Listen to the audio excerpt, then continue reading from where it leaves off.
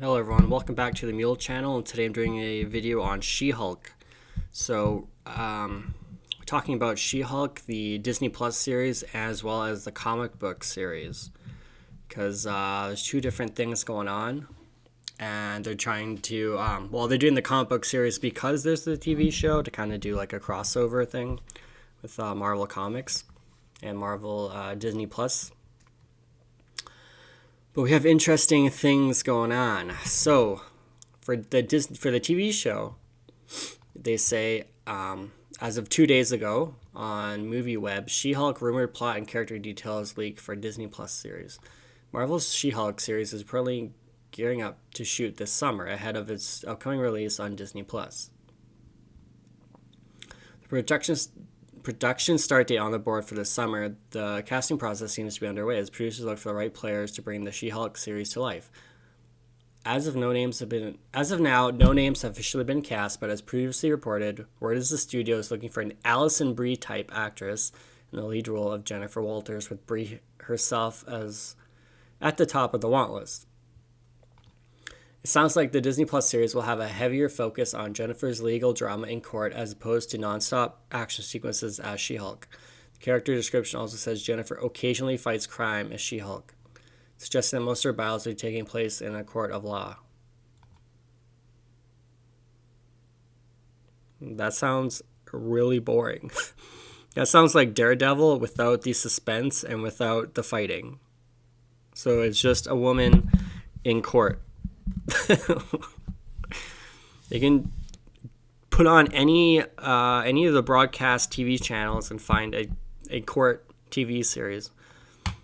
Like, they're gonna go so cheap on these TV shows, and then when they fail, it's the fans' fault. Oh my god, the lead character is a woman, and the men don't like it, so they like toxic man babies because they're not gonna watch the show because it's a woman hero. They don't like women. An added bonus is that it opens the door for any MCU character to cameo on She-Hulk. Yeah, they have to get other characters to cameo on the show for it to be successful. This is my favorite part. For Jennifer's unnamed best friend, because all female characters have to have a best friend. If you've read Marvel Comics in the last 5 years, they all have to have a best friend. Producers are seeking an actress aged 26 to 28. No other details are given. Speculate this character will be Jill Stevens. A longtime friend of Jennifer's in the comics, who wind up tragically killed by an assailant mistaking her for Jennifer. A second character, Meg, calls for an actress aged 29 to 35, a fellow attorney. Meg is described as shrewd while having a biting bin and humor. Oh, God. So it's going to be 3 women dominating a TV show. But let me guess. All the men are evil. All the men are going to be the villains. Wow, that sounds horrible. And they're going to get Mark Ruffalo as Bruce Banner, the cameo. They're going to get Captain Marvel. They're going to get Falcon. They're getting all these people to cameo to try and raise interest. This sounds like a horrific TV show that nobody, like CW level TV show. Okay? And I have zero faith that She-Hulk is going to look like this or act like this. Please watch the screen. You have She-Hulk being badass in one of the video games. And she's like, as She-Hulk, she's like, I don't know, 7'5" or something.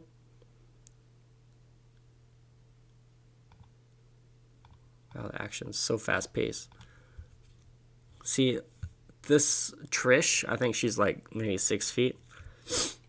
So She-Hulk's gonna be about like 7 feet, 7'5", something like that. How the hell are they gonna do that in the TV show when they cast a 5'9" woman as her not green? Like, God, it's gonna be really bad. It's going to be really bad. So this is going to be CW level shit. And I have no faith whatsoever that She-Hulk, when she's green, she's going to look like this. And she's going to kick ass like this. and then she's going to do these moves. I have zero faith in this character as the TV show. And then let's go over to the comic books. So we have Dana Schwartz. She is running. She is.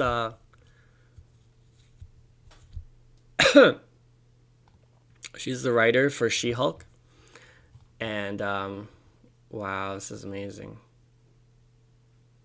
She's your typical lefty, like, comic book pro that just, like, hates everyone except for her, like, inner circle. Look how she responds to somebody's criticism.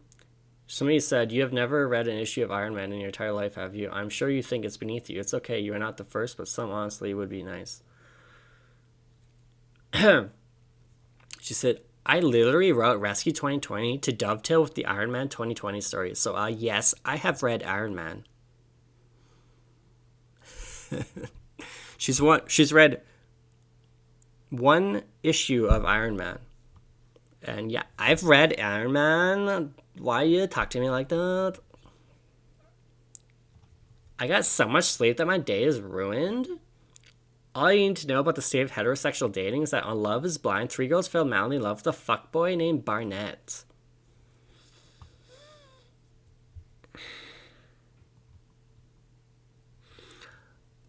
This is a page from my issue. Look at it. Look how she says this.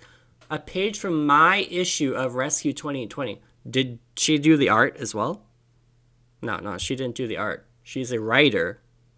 And she's taking full credit for a story that she wrote, 5 blurbs of? Oh my god, look at this panel. I wrote 8 blurbs. That's totally my comic book. And I wrote this 2 blurbs here. I wrote Tony Stark and I wrote It Comes Back to Tony Stark. That I'm so amazing. This is a page from my comic book. A brief glimpse on the life of Pepper Potts then and now, because then she was a busy woman working for an evil white man, and now she has her own office. Oh, she's so strong. She's so powerful. She's a strong woman.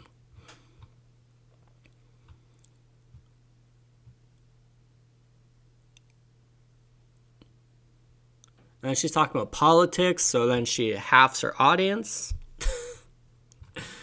These people are too dumb. Do you see any promotion for... Oh, what's that? Sorry.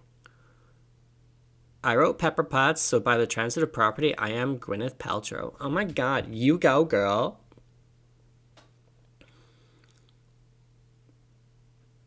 At least she does some promotion for her books.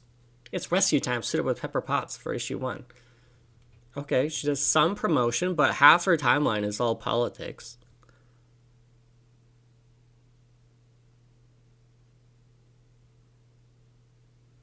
You're a pro. You're a comic book pro. Why would you half your audience? Do you not want to make money? At 40,000 issues, you get royalties. Do you not want to make money? These SJWs are so amazing. And by the way, she's never written a comic book ever in her life before the 2020 Rescue issue number 1 and before the Hulk. It says she's doing TV She-Hulk. I thought she was the writer for this new She-Hulk comic. But maybe she just did the Iron Man stuff on the side, but still. And then she was that woman that criticized South Park. So then she goes to the Washington Post and I'm going to write an opinion piece in the Washington Post. The incredibly left-wing newspaper. Oh my god. The trolls, they came after me. I. Look how many times she says I.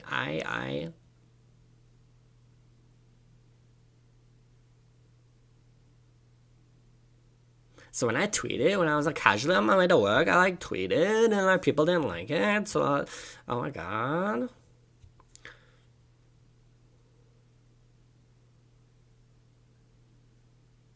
Oh my god, she can't handle online trolling. Well, she should probably get out of the comic book industry because she's going to get destroyed.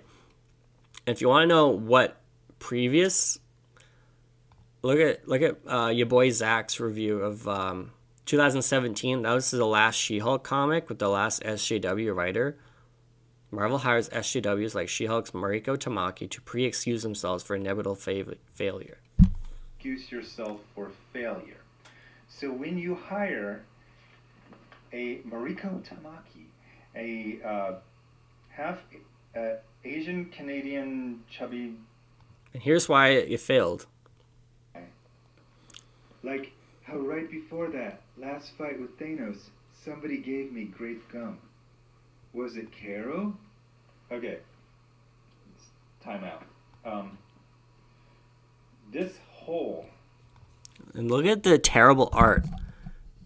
If you've been reading comics recently, if the writer is trash, the artist is always trash too. There's never a great writer with a bad artist, ever, never. Series has been obsessed with food.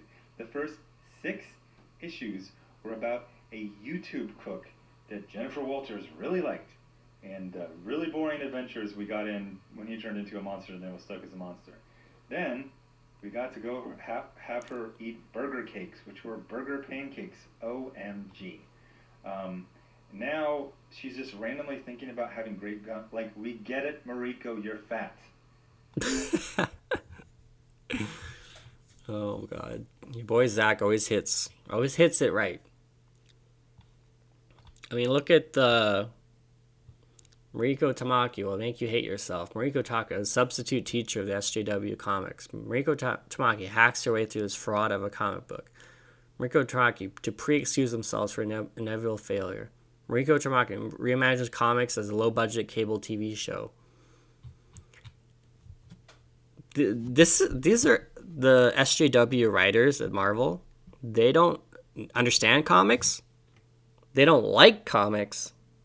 But they love working for Marvel because Marvel is so amazing. They're mixing Marvel Comics with Marvel Studios. That's different. Marvel Studios is the one making hundreds of millions of dollars profit every year,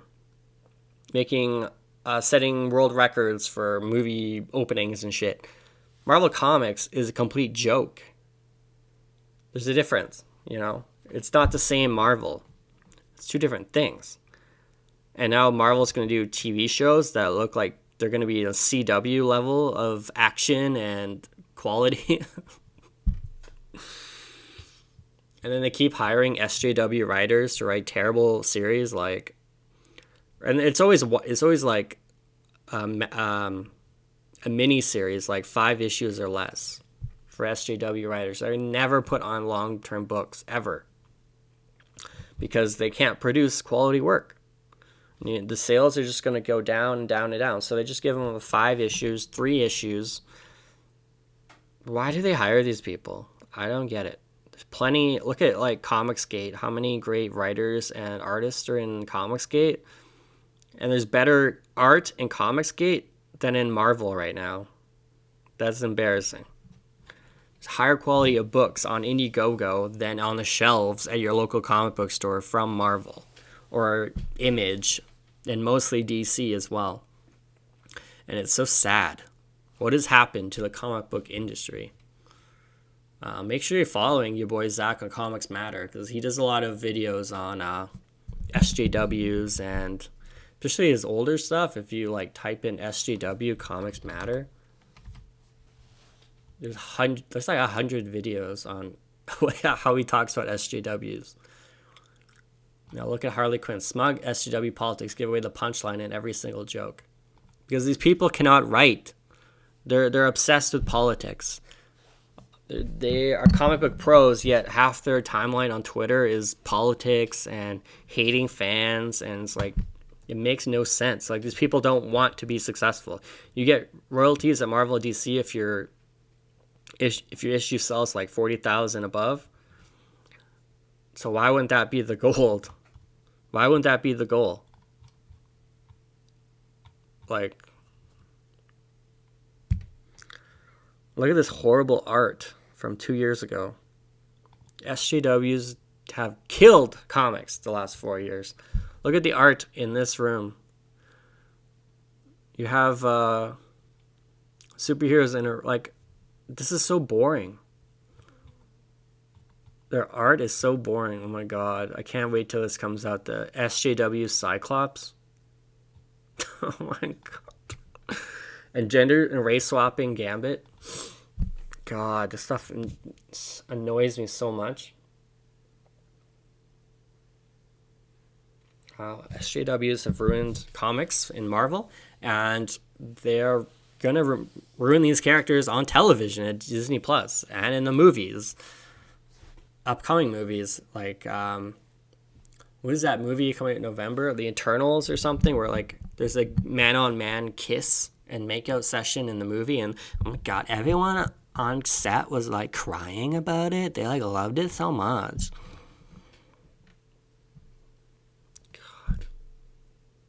We need to go back 5 years. We need to go back to pre-Trump 5 years ago. Trump's great, but everything, all like November 2016, like set off all the SJWs, and now they're all just crying and whining for 4 years, and they're gonna cry and whine for another 4 years because Trump's gonna win again. So, oh boy. So what do you think about this? Are you gonna be seeing the She-Hulk TV show where she fights crime in the courtroom? She-Hulk fighting crime in the courtroom. Do you want to see that on Disney Plus, a channel that you're paying for? No, you know. Can you please like this video and subscribe to the channel? I do daily content that you will love, so check me out. Have a great day. Bye-bye.